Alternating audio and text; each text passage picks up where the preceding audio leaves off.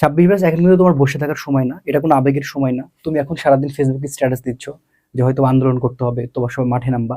এটা আলটিমেটলি কোনো সলিউশন না, বিশ্বাস করো। এটা যা হচ্ছে প্রচন্ড দুঃখজনক, এবং এটার জন্য আমি আসলে নিজেও প্রস্তুত ছিলাম না যে আসলে এইভাবে জুন মাসে তোমাদের 7 তারিখে পরীক্ষার কথা বলে দিবে।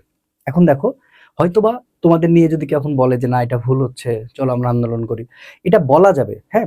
এটা হয়তোবা বলে তোমাদের কাছ থেকে সিম্প্যাথি কামানো যাবে, ঠিক আছে। কিন্তু দেখো, সিম্প্যাথি কামানোর থেকে তোমাকে বাস্তবতায় ফিরে আসতে হবে। ফার্স্ট অফ অল দেখো যে দেশের যে বর্তমান পরিস্থিতি, যে নতুনভাবে সরকার, এই আন্দোলন অনেক কিছু হওয়ার পরে কিন্তু এখন একটা সরকার গঠিত হয়েছে, এবং তারা যেটা সিদ্ধান্ত নিয়েছে আমার মনে হয় না যে সেখানে তারা সিদ্ধান্তটা পেছাবে। হ্যাঁ, আমরা হয়তো বা বেশি রকম কথাবার্তা বলে বা কোনো আন্দোলন করে কোনো যে লাভ হবে ব্যাপারটা মনে হয় না খুব একটা হবে। তবে যদি ডেটটা পিছিয়ে যায়, আলহামদুলিল্লাহ, খুবই ভালো। কারণ আমি এই ডেটের সাথে কখনো একমত না। কারণ হচ্ছে যে গত বছর যদি আমি দেখি 25 ব্যাচের সাথে অনেক অন্যায় হয়েছিল, এবং এটা নিয়ে সবসময়ের জন্য আমি কথা বলে আসছিলাম।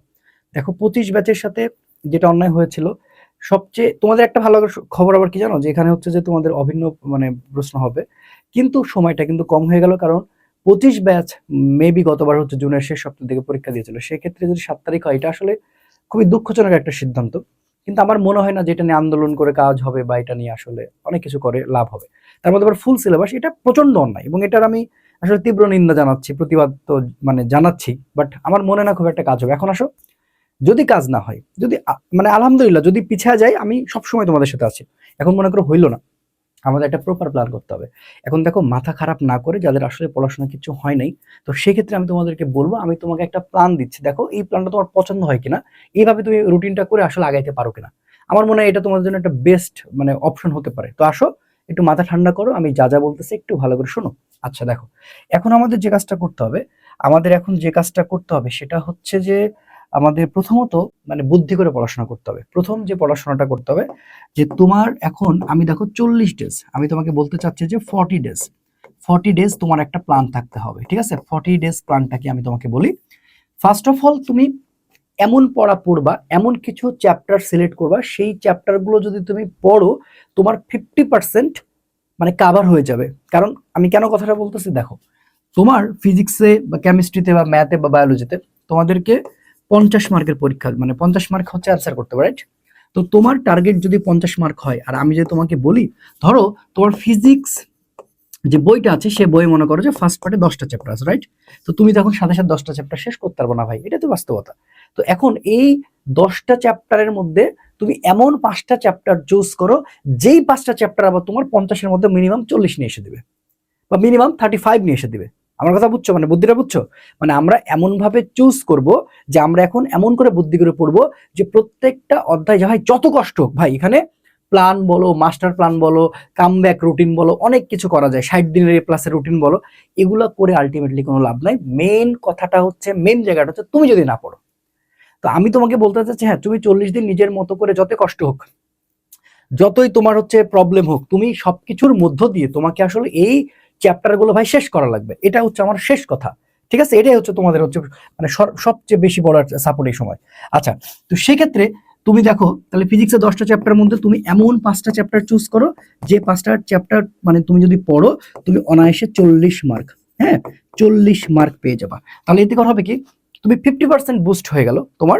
এবং তুমি এমন ভাবে পড়ো যেন এমসিকিউ এখন তুমি অন্তত 15 পাও, অর্থাৎ 25-এর মধ্যে তুমি 15 মার্ক এমসিকিউ তো কনফার্ম করে ফেলো। তাহলে দেখো, তুমি যদি 15 মার্ক কনফার্ম করো, আর তুমি যদি এখানে তুমি হচ্ছে 30 কনফার্ম করো, তাও তোমার কত হচ্ছে, তাও তোমার 55 হচ্ছে। ভালো করে বুঝো, 30 আর 15, ঠিক আছে। ও 30 আর সরি 45 হচ্ছে। তাহলে এখন দেখো, ভালো করে বুঝো, তাহলে 30 এখানে কিন্তু 45 মার্ক কনফার্ম হচ্ছে, মানে তুমি এই 40 ডেজ মানে তুমি, ওকে। তো প্রথমে তুমি কি করবা, তুমি এমসিকিউতে 15-র জন্য আগে পড়াশোনা শুরু করো, মানে শুরু করো ভাই, তুমি টেনশন করলে কিচ্ছু হবে না, শুরু করো, শুরু করো, ঠিক আছে। তাহলে এমসিকিউ 15, আর সিকিউতে তুমি অন্তত মানে 10 মানে টার্গেট না হচ্ছে 30। তাহলে দেখো, তুমি 45 মার্ক যদি পেয়ে এখন 45 মার্কের একটা প্রিপারেশন অন্তত 40 দিনের মধ্যে শেষ করে ফেলতে পারো, তাহলে কিন্তু পরের পরের 20 দিনে কিন্তু তুমি অনেক কিছু করতে পারবা। মানে এখন তোমার প্রচুর পরিমাণে পড়া লাগবে, প্রচুর পরিমাণে পড়া লাগবে, এই ছাড়ার কোনো মানে কোনো অপশন নাই তোমার কাছে। ওকে, তো আসো, প্রত্যেকটা চ্যাপ্টার আমি তোমাকে এভাবে মানে ইয়ে করে দিই, যে তুমি কিভাবে পড়বা। পদার্থবিজ্ঞান প্রথম পত্র, তোমাকে আমি বলে দিচ্ছি, দেখো, যে চ্যাপ্টারগুলো থেকে 100% আসবে, অর্থাৎ ভেক্টর থেকে 100% একটা প্রশ্ন তুমি কমন পাবা, এটা ভালো করে পড়ো। এখন এই চ্যাপ্টার যদি তোমার সমস্যা থাকে, তুমি আমার ইউটিউব চ্যানেলে দেখো, মানে আমি যে চ্যানেল থেকে আসলে ভিডিও পোস্ট করছি সেখানে ওয়ান শট প্লেলিস্ট করা আছে, সেখানে অলরেডি এটা খুব সুন্দর করে দেওয়া আছে। এটা লেন্থ হচ্ছে সম্ভবত 9 ঘন্টা 48 মিনিট, যা যা লাগবে আমি সব দিয়ে দিয়েছি। এবার আসো গতিবিদ্যা।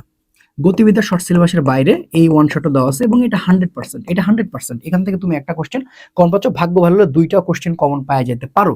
তাহলে এখন তুমি এটা এবং দেখো তরঙ্গ, এটাও তোমাকে বাইরে, এখন এটার ওয়ান শটটা আমি এখন দিতে পারিনি, তবে এটার ওয়ান শটটা আমি খুব দ্রুত দিয়ে দিব, ঠিক আছে। আচ্ছা, এবার আসো কাজ ক্ষমতা শক্তি অথবা নিউটনের বলবিদ্যা। কাজ ক্ষমতা শক্তি অথবা নিউটনের বলবিদ্যা, কাজ শক্তি ক্ষমতা পড়লে হবে, নিউটনের বলবিদ্যা পড়লে হবে।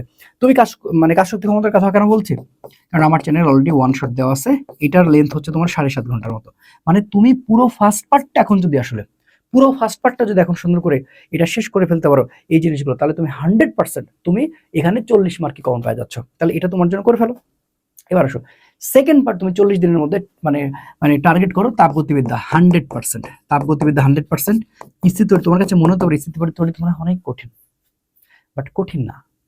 তুমি যদি আসলে ভালো করে কয়েকটা প্যাটার্ন, কয়েকটা টপিক ভালো করে পড়ো, দেখবা যে এটা তোমার জন্য সহজ হয়ে যাচ্ছে, ঠিক আছে। তাহলে অবশ্যই এটাও পড়বা। চলো তৈরি তোমার কাছে কঠিন মনে হতে হয়, কিন্তু বিশ্বাস করো এটা আসলে খুব একটা কঠিন না, এটা 100%। এবার এর সাথে তুমি তড়িৎ প্রবাহের চৌম্বক ক্রিয়াটা পড়ে ফেলো, ঠিক আছে। তুমি এই 4টা অধ্যায় পড়ো, তুমি 40 মার্ক কনফার্ম পাবা, 40 মার্কই কনফার্ম পাবা। তুমি আগে 4টা শেষ করো ভাই, 1 2 3 4 এই 4টা শেষ করো, এবং দেখো ভেক্টর গতিবিদ্যা, তরঙ্গ, কাজ শক্তি ক্ষমতা, এটা তুমি 4টা শেষ করো, ঠিক আছে। এরপরে আমার খুব ইচ্ছা আছে যে 4টা অধ্যায় একসাথে অ্যাডজাস্ট করে একটা বড় ক্লাস আমি তোমাদের দিয়ে দেবো ইনশাল্লাহ, খুব দ্রুত দিয়ে দিব, অলরেডি 3টা দিয়েছি, আরো দেবো ইনশাল্লাহ। তাহলে এটা ছিল তোমার পদার্থবিজ্ঞানের, ঠিক আছে। এবার তুমি চলে আসো, পদার্থবিজ্ঞান যেহেতু হয়ে গেল, এবার আমরা একটু উচ্চতর গণিতে চলে যাই। গণিতের ক্ষেত্রে আমরা কি করব, গণিতের ক্ষেত্রে তুমি প্রথমত টার্গেট করো, দেখো ম্যাট্রিক্স ও নির্ণায়ক 100%, ম্যাট্রিক্স ও নির্ণায়ক থেকে একটা প্রশ্ন কমন পাচ্ছই। এখন দেখো সরল রেখা থেকে একটা কোশ্চেন হওয়ার সম্ভাবনা তো সবসময় থাকে, কিন্তু ও যদি লেজুল করে ফেলে তাহলে কিন্তু সে বৃত্তকে নেবে।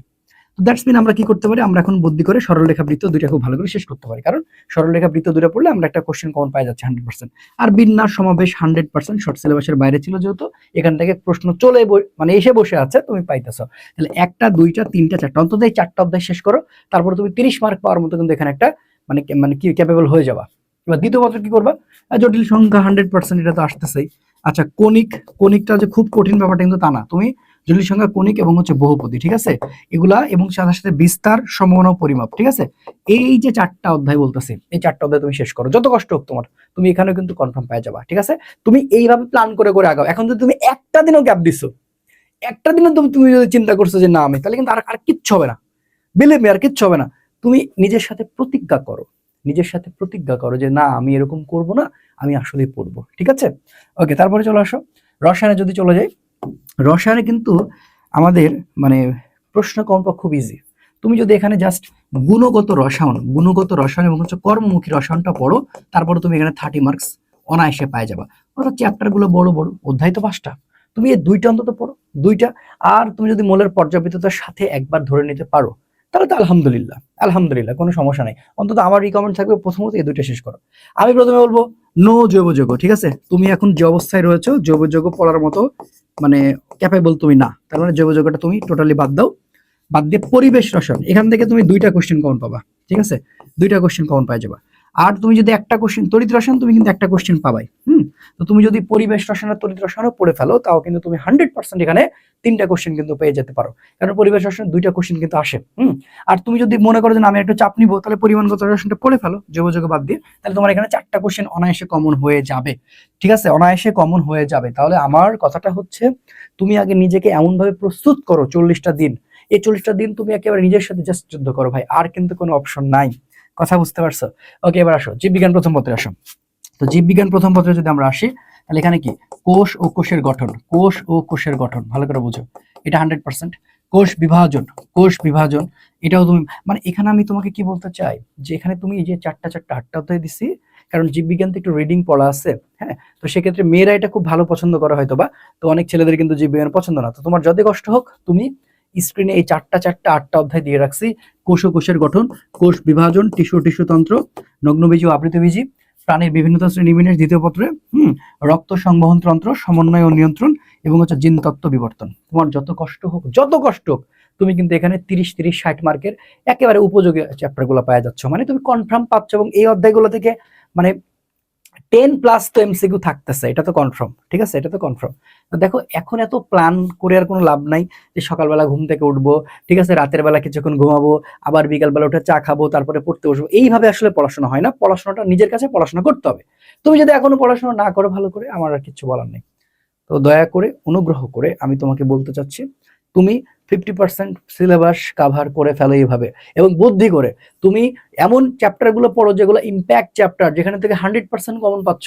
ঠিক আছে, দেখো ভাই আমি একটা কথা তোমাদের বলি, আমি অ্যাডমিশন নিয়ে বেসিক্যালি কাজ করি। তো 26-এর জন্য কিন্তু এই যে আমার সামনে গুচ্ছ পরীক্ষা আছে, মানে আমাদের গুচ্ছ ভর্তি পরীক্ষা আছে, গুচ্ছ ভর্তি পরীক্ষা হচ্ছে 10 এপ্রিল।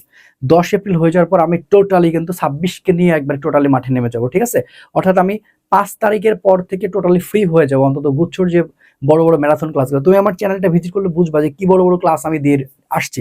তো 26 ব্যাচ তোমাদেরকে ফেলে দিব না, তোমাদের জন্য যা যা করা লাগবে আমি করব, ঠিক আছে, কোনো টেনশন করিও না। আমি আমার ওয়ান শট ক্লাসগুলো দেখো, ইনশাল্লাহ তোমার ফিজিক্সটা অনেক ভালো লাগবে।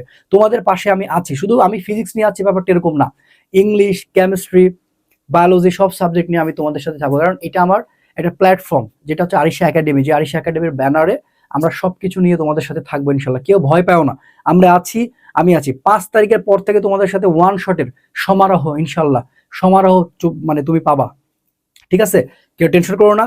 আল্লাহ ভরসা, একটা কথা বলবো, যেখানে সমস্যা সেখানে সমাধান আছে। আল্লাহর নাম করে তুমি এরকম চিন্তা না করে যে আন্দোলনে যাব, আন্দোলন করব, এই করব, দেখো অনেকে তোমার থেকে আন্দোলন করার কথা বলে সিম্প্যাথি নিয়ে নিতে পারে ভাই, কিন্তু দিন শেষে তারা কিন্তু যাবে না। তো তুমি কিন্তু আলটিমেটলি বিপদে পড়ে যাবা। তুমি বিপদে পড়তে যেও না, পড়াশোনা করো, সবচেয়ে ভালো। এবং আমি তোমাকে পড়াশোনা দিয়ে, আমি তোমাকে পড়িয়ে, আমি তোমাকে চেষ্টা করতেছি, আমি হেল্প করব, এটাই হচ্ছে আমার পাশে থাকা। এবং অযুক্তিগতভাবে এখন আন্দোলন করবা, এই করবো এই করবো, এটা না করাটা আমার মনে হয় ভালো। তুমি পড়াশোনাতে ফিরে আসো, চেষ্টা করি সবাই মিলে, আলহামদুলিল্লাহ আল্লাহ তাআলা আমাদের পাশে থাকবেন। ইনশাআল্লাহ দেখা হবে তোমার সাথে বিজয়ের মঞ্চে। সে পর্যন্ত ভালো থেকো। পরবর্তী ভিডিও দেখার আমন্ত্রণ জানিয়ে বিদায় নিচ্ছি। আসসালামু আলাইকুম।